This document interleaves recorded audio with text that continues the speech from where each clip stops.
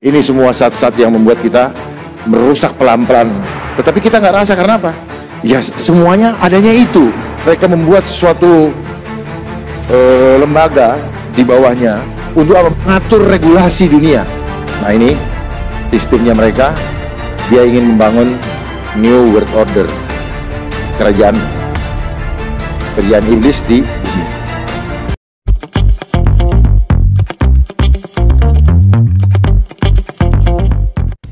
Shalom sahabat terang kemuliaan, apa kabar kalian semua? Senang rasanya bisa berjumpa lagi dengan kalian semua. Kiranya damai sukacita Allah dan kebaikan Tuhan selalu bersama dengan kalian. Diberikan umur yang panjang, diberikan kesehatan yang sempurna, diberikan juga rezeki yang melimpah, dan dijauhkan dari segala mara bahaya dan sakit penyakit tentunya. Nah, pada kesempatan kali ini, di video kali ini ada video part kedua atau bagian kedua dari seri yang kemarin ya. Dari video yang sebelumnya, yaitu tentang tatanan dunia baru atau New World Order, di mana materi firman Tuhan kali ini dibawakan oleh Komjen Dharma Pongrekun. Jadi nggak tanggung-tanggung ya, dia datang dari pemerintahan. Di video yang sebelumnya kalian sudah pernah lihat di bagian ke-1, itu di video sebelumnya. Nah, ini adalah bagian keduanya. Sesuatu yang mungkin undercover, sesuatu yang tersembunyi, yang mungkin kalian sudah tahu ataupun kalian belum tahu. Ini tentang tatanan dunia baru atau New World Order yang ada di sekitar kita, baik itu dalam segi pendidikan, dalam segi entertainment, ataupun dalam segi kerohanian. Dimana seperti yang kalian tahu bahwa tatanan dunia baru ini atau New World Order ini sebetulnya sudah ada sejak lama sekali, dan pelan-pelan mereka menyusupi segala bidang dalam aspek kehidupan kita, baik itu berupa dalam bidang pendidikan, musik, entertainment, dan bidang-bidang lainnya ya. Apalagi berita-berita yang ada di TV-TV itu juga termasuk salah satunya sih. Mungkin beberapa dari antara kalian sudah tahu tentang hal ini, atau mungkin juga beberapa dari kalian sama sekali tidak menyadari hal ini yang terjadi secara perlahan terjadi dalam kehidupan kita. Dan sebelum lanjut ke video, jangan lupa untuk kalian semua, terima kasih buat dukungannya terhadap channel Terang Kemuliaan, dan dukung terus channel Terang Kemuliaan dengan cara bagikan videonya kepada yang lain agar kiranya channel ini bisa berkembang dan menjadi berkat untuk orang banyak. Dan untuk kalian yang baru datang di channel Terang Kemuliaan, ayo dukung pelayanan dari Terang Kemuliaan dengan cara subscribe channelnya dan bagikan video-video dari channel Terang Kemuliaan kepada yang lain. Nah, sahabat Terang Kemuliaan, kita akan langsung saja menyaksikan seperti apa sih yang akan dijelaskan oleh Komjen Dharma Pongrekun di episode kedua atau di video yang kedua ini, di bagian kedua ya. Sebelum lanjut ke videonya, di sini saya akan membagikan sebuah ayat yang diambil dari Markus 14 ayat 38. Markus 14 ayat 38 di sini berbunyi, "Berjaga-jagalah dan berdoalah supaya kamu jangan jatuh ke dalam pencobaan. Roh memang penurut tetapi daging adalah lemah." Ulangi lagi ya, Markus 14 ayat 38 dikatakan, "Berjaga-jagalah dan berdoalah supaya kamu jangan jatuh ke dalam pencobaan, karena roh memang penurut tetapi daging adalah lemah." Nah, sahabat Terang Kemuliaan, mari kita langsung saja saksikan seperti apa yang ingin disampaikan oleh Komjen Dharma Pongrekun di materinya atau di video yang kedua. Selamat menyaksikan.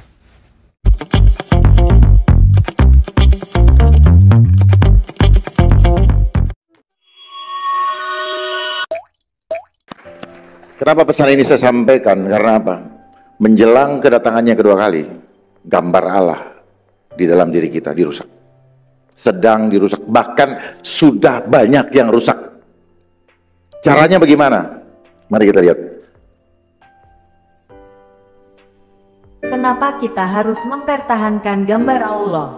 Yohanes 6:40, "Sebab inilah kehendak Bapa-Ku, yaitu supaya setiap orang yang melihat Anak dan yang percaya kepadanya beroleh hidup yang kekal, dan supaya Aku membangkitkannya pada akhir zaman." Ibrani 1:3, "Ia adalah cahaya kemuliaan Allah dan gambar wujud Allah, dan menopang segala yang ada dengan firman-Nya yang penuh kekuasaan." Dan setelah Ia selesai mengadakan penyucian dosa, Ia duduk di sebelah kanan yang maha besar, di tempat yang tinggi.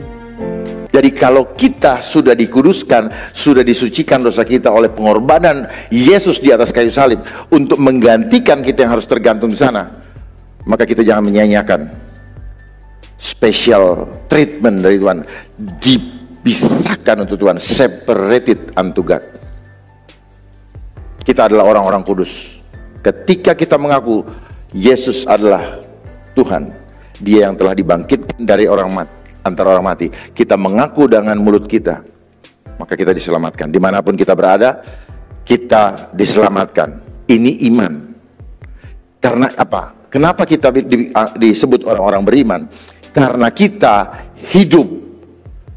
Karena hidup kita karena percaya. Tetapi apa yang terjadi sekarang? Dunia memaksa kita melihat supaya dia ragukan kita. Come on, keadaan faktanya seperti ini. Saya kasih tahu rahasianya. Fakta bisa dibuat. Faktanya dia salah, padahal direkayasa supaya dia jadi salah. Faktanya dia mati. Suka-sukanya matinya karena apa? Tetapi bisa, misalnya matinya karena dibunuh oleh seseorang, karena ada kekuatan bisa membuat matinya tidak ketahuan siapa pembunuhnya dan sebagainya. Ini yang menjadi kekacauan sekarang, di mana kita semua melewati pendidikan yang semua berdasarkan buku, data, ya, jurnal, sehingga kita selalu terlambat. Kenapa? Memang mereka merencanakan seperti itu tanpa kita sadari. Supaya apa? Apa yang tidak ada di buku, kebingungan kita menghandlenya. Makanya kita suka tertipu oleh udang di balik batu.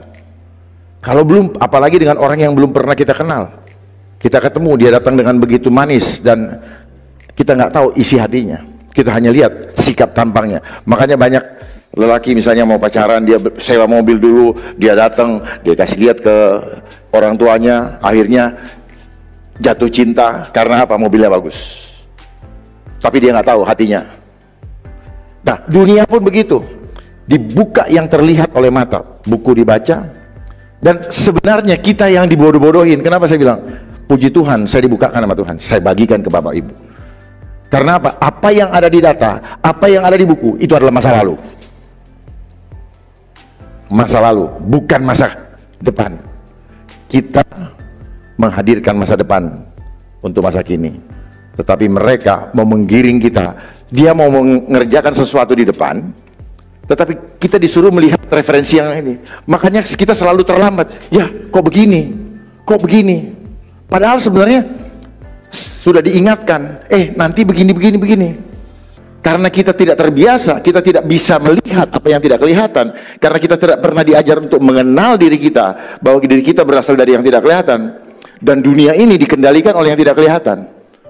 Tubuh kita ini hanya bisa bergerak oleh yang tidak kelihatan. Dan yang tidak kelihatan itu nggak bisa dihitung pakai angka. Nggak bisa dihitung pakai angka. Tetapi kita selalu suka dengan angka. Karena apa? Sejak kita di sekolah diajar angka-angka. 1, 2, 3, 4, 5, 6, 7, 8, 9, 10. Kalau Bapak Ibu dapat 10, saya 5. Nggak disuruh sombong, langsung sombong. Saya lebih hebat dari itu. Begitu, ini yang saya bilang permainan alam bawah sadar. Tanpa kita sadari, kita merasa kita tergiring dengan program. Akhirnya apa? Selama hidup kita sibuk mengejar angka itu. Dan angka itu adalah simbol. Simbol apa? Simbol yang dibuat oleh manusia untuk apa? Untuk merubah kemuliaan Tuhan. Karena kita kehilangan kemuliaan Allah, maka manusia ingin tetap dipermuliakan. Lalu dia membuat simbol-simbol yang kita kenal dengan bahasa pengetahuan kuantitatif. Angka-angka, bukan kualitas. Yang penting kelihatan sama orang, 100 kali masuk gereja, shalom dan sebagainya. Tapi bukan kualitas yang dicari. Hanya yang penting dilihat bapak mama, yang penting dilihat teman, yang penting. Jadi kita lebih fokus untuk apa? Pencitraan diri kita. Bukan fokus kepada Tuhan. Padahal ujilah aku Tuhan, cobalah aku, selidiki hatiku dan sebagainya. Menghadirkan surga di bumi, itu adalah cara tujuan Tuhan. Jadilah kerajaanmu di bumi seperti di surga. Apa yang harus kita hadirkan? Ekspresikan kemuliaan Tuhan di bumi ini dengan sering mendengungkan tentang keagungan Dia. Tetapi apa yang terjadi? Banyak tempat-tempat peribadatan tutup. Ibrani 10:25. Janganlah menjauhi tempat peribadatan, pertemuan ibadah menjelang kedatangannya yang kedua kali. Tapi apa yang terjadi? Dengan berbagai macam alasan yang diberikan oleh si jahat, kita termanipulasi. Bahwa jangan khawatir, jangan takut dengan apapun. Rest. Kenapa? Duduk di sebelah kanan Allah. Itu tandanya apa? Yesus sudah menyelesaikan pekerjaannya. Kenapa dia duduk? Karena dia sudah menyelesaikan pekerjaannya. Dan tidak ada lagi ketakutan. Dia sudah mengalahkan kekhawatiran. Dia sudah mengalahkan segala penyakit permasalahan kita. Cukup rest inside. Tuhan maunya itu. Jadi iman itu bicara tidak adanya kekhawatiran. Tetapi kita tidak pernah diajarkan bagaimana caranya beriman. Itu bisa difoto, silakan. Ya. Dan kita dikuduskan. Kata kudus itu pertama kali ketika hari ke-7. Hari ke-7 adalah perhentian, dan itu dikuduskan oleh Tuhan, yang artinya apa? Dipisahkan untuk Tuhan. Jadi ketika Yesus naik ke surga, duduk sebelah kanan Allah Bapa, dia duduk, artinya dia sudah menyelesaikan pekerjaannya, dan dia tidak ada lagi rasa khawatir karena semua sudah selesai. Amin. Semuanya sudah selesai. Tetapi ketika itu Tuhan memproklamirkan dengan membawa musuh di bawah tumpuan kaki Kristus. Itulah dasar kita adalah pemenang, bahkan lebih dari pemenang. Kita tidak berperang, tetapi Tuhan yang berperang untuk kita. Kenapa kita harus gentar? Saya melihat kegentaran yang luar biasa di bangsa ini saat ini. Gara-gara apa? Gara-gara kita tidak mengerti permainan iblis. Tanamkan, anak-anak Tuhan tidak akan pernah bisa ditipu oleh iblis. Kita punya kuasa. Ucapan kita ketika kita bicara dalam nama Yesus, begitu powerful kuasanya. Saya bisa praktekkan nanti. Jadi jangan kita hanya bicara secara teoritis, kita harus bisa mempraktekkan supaya orang bisa mengerti. Beriman itu adalah berimajinasi. Hidup kita selama ini, apapun yang kita kerjakan semuanya berimajinasi. Bapak Ibu sebelum datang ke sini sudah mikirkan, sudah menghayalkan, berimajinasi tentang bagaimana ambience, bagaimana suasana, bagaimana tempat duduk, bagaimana jalannya, bagaimana keadaannya, dan bagaimana semuanya. Pikirkan itu, semuanya berimajinasi. Nah, dua dunia ini memberikan imajinasi lewat gambar. Dia berikan gambar juga, tetapi keluar dari gambar Allah. Dan kita ucapkan terus, kita dengarkan itu. Makanya saya bilang, telinga kita untuk mendengarkan hatinya Tuhan, suara hatinya Tuhan. Bukan telinga kita mendengarkan suara hatinya iblis. Itu yang membuat kita takut. Tadi saya lihat kan, wow, WL-nya luar biasa. Artinya apa? Ketika ada kuasa hadirat Tuhan, ketakutan hilang. Amin. Ketika ada hadirat Tuhan, ketakutan hilang. Jadi kalau ada ketakutan, berarti Tuhannya tidak ada sama kita. Dan Tuhan tidak di sini. Dia omnipresent dimanapun kita berada.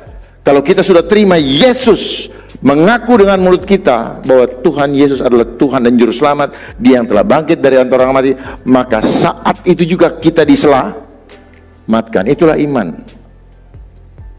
Jangan minder dengan intimidasi iblis. Bapak orang berdosa, itu adalah permainan iblis, membawa kita kembali kepada hukum Taurat. Karena tujuannya hukum Taurat hanyalah tambahan.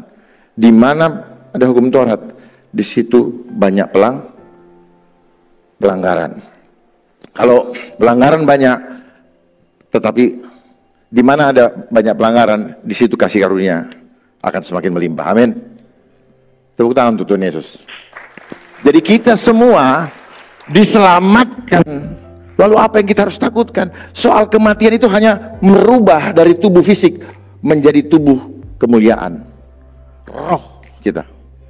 Kita makhluk roh. Kita makhluk roh. Jadi setiap hari hidup kita adalah peperangan roh. Bukan cuma sekarang yes peperangan roh secara masif. Tetapi sebenarnya sejak kita hidup ke dunia ini, kita langsung dealing, kita harus langsung berkonfrontatif dengan roh di luar roh Allah.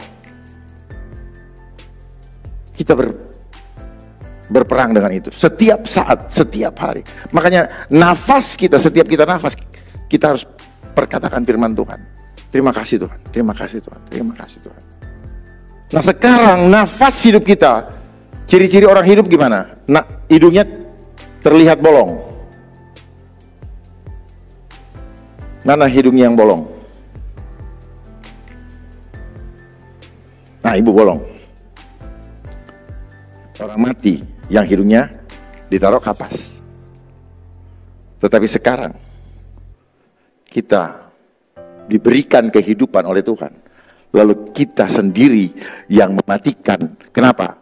Karena telinga kita, mind kita tidak dikendalikan lagi oleh firman, tetapi oleh apa? Media. Nih, medianya Tuhan ada di sini. Gereja Tuhan ada di sini, kita. Dan kita harus menampakkan, mencerminkan kemuliaan Tuhan dengan apa? Dengan apa tadi? Dengan apa? Oh ya, amin. Adakah yang berselubung? Firman Tuhan yang berbicara, bukan saya.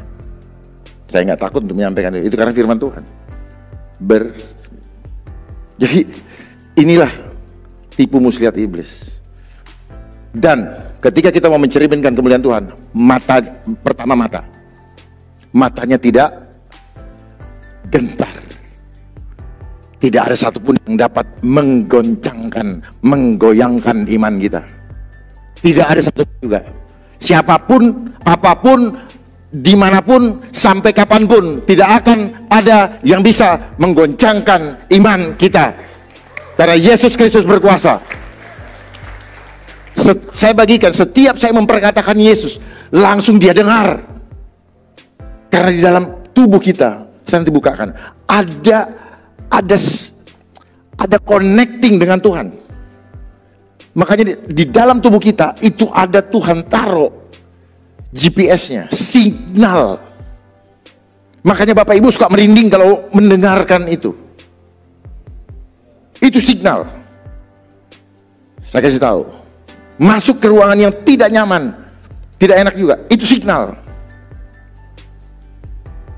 Memang tidak kelihatan mata, tetapi ketika kita menyampaikan nama Yesus, darah Yesus, Tuhan mendengarkan kita. Tuhan udah janji bagi orang yang menerima dia sebagai Tuhan dan Juru Selamat, dia proteksi, completely powerful, dia proteksi kita. Gak ada satu yang bisa memisahkan kita dari kasihnya dia. Tidak ada. Siapapun dia, siapapun di dunia ini tidak akan pernah bisa memisahkan kita dari kasih karunia Tuhan. Imani itu. Siapapun, jangan takut, hidup kita dipelihara sama Tuhan. Saya hidup, yang menghidupkan kita itu Kristus. Yang menghidupkan kita Tuhan. Lalu kenapa kita takut sama dunia ini? Lucu, Tuhan yang menghidupkan, kita bayar sama dunia ini. Kenapa? Karena kita cintakan uang. Takut nggak dapat uang dari dunia ini. Ikut dunia ini. Firman Tuhan katakan, janganlah serupa dengan dunia ini, tapi berubahlah melalui pembaharuan budimu. Firman Tuhan hafal semua. Sekarang implementasinya, praktekkan sebagai warriornya Tuhan, sebagai army of God. Saya lihat ini ada AOC, Army of apa, AOG apa segala macam. Oh keren. Tinggal sekarang implementasinya. Bukan melawan secara fisik, enggak. Cukup connect sama dia. Kalau kita connect sama Tuhan, gak ada satupun. Firman Tuhan berkata ini, ada tertulis, manusia bukan hidup dari roti saja. Cuman yang membuat kita takut ini apa? Takut kehilangan roti. Tapi dari setiap firman yang keluar dari mulut Allah, artinya kita hidup dari nafasnya Allah. God's breath. Jadi firman Tuhan, firman Allah yang kita baca setiap hari, itu adalah ilhamnya Allah. Ilham itu apa? Theopneustos. Itu artinya apa? Itu ditulis sendiri dari nafasnya Allah. Jadi setiap kita firman, kita sedang menghirup nafasnya Allah. Lah sekarang kita punya nafas. Nafasnya Allah kita tolak. Kita racuni sendiri. Untuk apa? Merusak gambar Allah. Sahabat Terang Kemuliaan, itulah tadi materi firman Tuhan yang telah disampaikan oleh hambanya Komjen Dharma Pongrekun. Kiranya apa yang telah disampaikan bisa menjadi berkat untuk kita semua dan membantu kita untuk berjaga-jaga seperti ayat yang telah tadi saya sharingkan untuk kalian semua, yaitu di Markus 14. Markus 14 ayat 38 yang dikatakan berjaga-jagalah dan berdoalah supaya kamu tidak jatuh dalam pencobaan. Karena roh itu penurut, roh memang penurut, tetapi daging adalah lemah. Jadi berjaga-jagalah, jangan sampai tatanan baru yang ada terjadi, tatanan dunia baru yang terjadi sekarang ini tentunya yang sudah dari lama ya dipersiapkan untuk kita semua para manusia, New World Order. Jangan sampai kita istilahnya apa ya, jangan sampai terbawa arus lah, ikut ke dalamnya. Ya, jadi berjaga-jagalah, berhati-hatilah. Nanti akan kita lanjut lagi di video part ketiga, di bagian ketiga. Karena kalau misalkan saya masukin semua ini nggak cukup ya. Jadi Komjen Dharma Pongrekun ini menjelaskan cukup panjang dan tidak bisa saya masukkan ke dalam satu video. Jadi saya bagi beberapa part. Jadi kita akan ketemu lagi tentunya di part ketiga ya, untuk materi firman Tuhan tentang tatanan dunia baru atau New World Order oleh Komjen Dharma Pongrekun. Dan sekali lagi untuk kalian semua, terima kasih untuk dukungannya selama ini kepada Terang Kemuliaan. Dan jangan lupa dukung terus channel Terang Kemuliaan dengan cara apa? Tentunya dengan cara subscribe dan bagikan video-video dari Terang Kemuliaan ini kepada yang lain, agar kiranya channel Terang Kemuliaan ini bisa bermanfaat dan berkembang dan menjadi berkat tentunya untuk kalian dan juga untuk orang-orang banyak. Dan saya berdoa kiranya kebaikan Tuhan selalu bersama dengan kalian, diberikan umur yang panjang, diberikan kesehatan yang sempurna, dan juga diberikan rezeki yang melimpah. Kita bertemu lagi di lain kesempatan. Tuhan Yesus memberkati.